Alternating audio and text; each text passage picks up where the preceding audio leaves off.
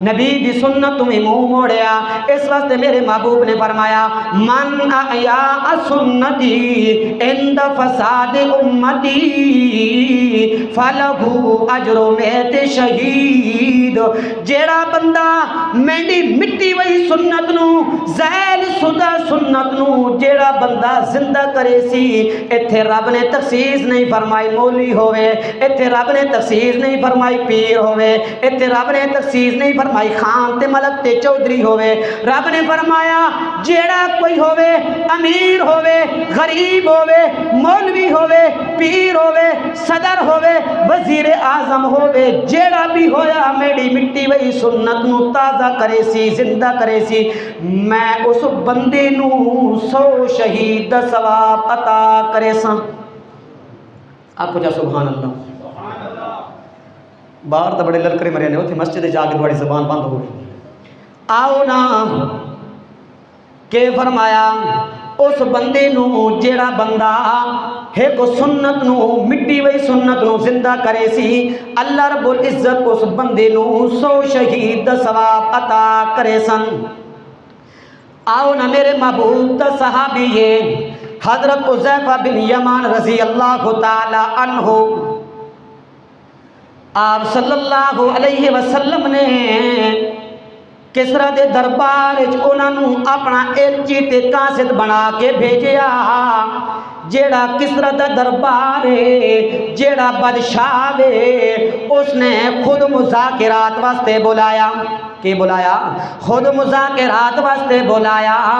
تے جس وقت حذیفہ بن یمان رضی اللہ تعالی عنہ کسرا دے دربار وچ پہنچ گئے تے اس نے کی کیتا، انہاں نوں اپنی طرف مرغوب کرن واسطے ایک کھلی دعوت دا انتظام کیتا۔ اس دعوت دے اندر خان بھی ہون، اس دعوت دے اندر وزیر بھی ہون، اس دعوت دے اندر مشیر بھی ہون، اور بڑے بڑے سردار، بڑے بڑے لوگ اس دعوت دے اندر موجود ہیں۔ سارے لوگ دعوت اس دعوت دے اندر موجود ہیں۔ پھر کہ ہویا، دسترخوان لگ گیا، دسترخوان لگن تو بعد کھانا لگ گیا۔ جس وقت کھانا لگ گیا، حضرت حذیفہ بن یمان رضی اللہ تعالی عنہ بھی اس دعوت دے اندر موجود ہیں۔ کیوں گئے؟ مذاکرات واسطے گئے۔ مذاکرات واسطے اس کسرا دے بادشاہ نے خود بلایا ہا، اور مرغوب کرن واسطے، اپنی طرف توجہ کراون واسطے کہ میں دی گل من گن سن۔ جس وقت مذاکرات ہو سن، پھر جیڑی گل میں منوانا چاہسا من گن سن، تے کہ ہوئے حضرت حذیفہ بن یمان رضی اللہ تعالی عنہ اس محفل دے اندر موجود ہیں، اس دعوت دے اندر موجود ہیں۔ جس وقت کھانا لگ گیا، سارے لوگ دسترخوان تے بیٹھ گئے، سارے لوگ دسترخوان تے بیٹھ گئے۔ تے پھر کہ ہویا، حضرت حذیفہ بن یمان رضی اللہ تعالی عنہ نے لقمہ توڑیا تے لقمہ زمین تے گر گیا۔ لقمہ کتھے گر گیا؟ زمین تے گر گیا۔ تے انہوں نے اپنے محبوب دا فرمان یاد آ گیا، انہوں نے اپنے محبوب دی تعلیم یاد آ گئی کہ کیوے میرے محبوب دا فرمان، میرے محبوب دی تعلیم تا ایوے جے اگر تسی لقمہ توڑیا، کھانا کھا رہے ہو، نوالا زمین تے گر گیا، لقمہ زمین تے گر گیا، اس نو چاہ کے، اس نو صاف کر کے، اس نو کھا لو، اس نو کھا لو، کیونکہ امام الانبیاء صلی اللہ علیہ وسلم نے فرمایا او لوگو لقمہ چاہ کے کھا گتا کرو، ایک اللہ دا رزق ہے تے کوئی پتہ نہیں اللہ نے رزق کیڑے نوالے دے اندر برکت رکھی ہے،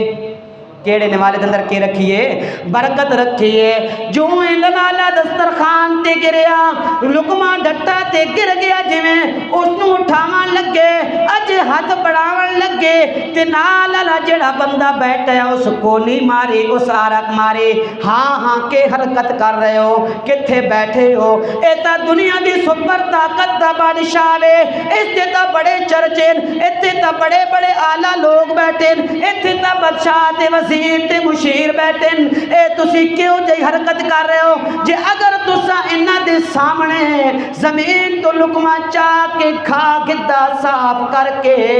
تا اے لوگ کے محسوس کرے سان اے تا ساڑا مذاق اڑائے سان اے تا ساڑی توہین کرے سان اے تا سن غیر مہذب سمجھے سان اکسن یار ویکو نا اے کیوں جے لوگان انہوں تا کھانا نصیب بھی نہیں ہوندہ ویکو نا زمین تے کھانا گر گیا لقمہ گر گیا نوالا گر گیا اس نو چاہ کے زمین تو چاہ کے بھی پہ کھانے ہیں لہذا ہو سکدا کہ پہ کرداں دنیا دا سپر طاقت عظیم تے اعلیٰ دربار ہے اس دے اندر تو کہ جی حرکت کر رہے ہیں ہاں اے جی حرکت نہ کر ہو سکدا ساڑے مذاکرات کامیاب نہ ہوان اے حرکت ساڑی بیک کے جس وقت حضرت حذیفہ بن یمان نے اس ساتھ والے بندے دی گل سنی اے سوال سنیا اے جواب سنیا اس وقت اپنے محبوب دا فرمان یاد آیا اپنے محبوب دی اطاعت دے اندر اپنے محبوب دی محبت دے اندر ڈبے ہوئے جواب دیتا اترک سنت حبیبی لہؤلاء الامقاء اوے سوال سننا میرا او میں دسنا لیا اے اعلیٰ دربار ہے اے بڑا عظیم دربار ہے اے سپر طاقت دا دربار ہے اتھے تا بڑے بڑے وزیر اعظم آئے بیٹھے ہیں اتھے تا مزیر تے مشیر آئے بیٹھے ہیں ہاں میں نے گل سننا باویں میں اے مہذب سمجھیں تے باویں غیر مہذب سمجھیں باویں میرا مذاق اڑیں باویں میں نے توہین کریں باویں میں نے عزت کریں تے باویں عزت نہ کریں باویں مذاکرات کامیاب ہومن تے باویں نہ ہومن آنا اترک سنت حبیبی لہؤلاء الامقاء انہاں بے وقوفاں دی وجہ تو میں اپنے محبوب دی سنت نو چھوڑ سکدا نا انہاں بے وقوفاں دی وجہ تو انہاں بے وقوفاں دی وجہ تو میں اپنے محبوب دی سنت نہ چھوڑ سکدا اتھے کوئی ساڑے جے ہونا آکھیا خیر فی الحال کم چلے نے نا بعد توبہ کر کے ساں بعد کے کر کے ساں توبہ کر کے ساں او کہ نبی دا سچا یار آیا نبی دا سچا محب آیا اس واسطے نبی دی محبت نو مقدم رکھیا نبی دی اطاعت نو مقدم رکھیا آؤ نا خلیفہ ثالث حضرت عثمان انصاری آکو رضی اللہ تعالی عنہ آکو رضی اللہ تعالی عنہ تو آڑے ہوتے کوئی خرچہ بھی کوئی نہیں تے کوئی پرچہ بھی کوئی نہیں کرن لگا اگر کسے پرچہ کیتا تو میں ڈانا کرائے با اس نو نب کے لے جاؤ آکو سارے آکو رضی اللہ تعالی عنہ ہاں صحابہ دا ناوے دا کرو رضی اللہ تعالی عنہ اگر پیارے محبوب دا ناوے دا کرو صلی اللہ علیہ وسلم اگر صحابہ دا ناوے دا کرو رضی اللہ تعالی عنہ اگر صحابیہ دا نا آجا آکھا کرو رضی اللہ تعالی عنہ اگر کسی اللہ دے ولی دا نا آجا دا کیا کرو رحمت اللہ علیہ رحمت اللہ علیہ چلو چھوڑو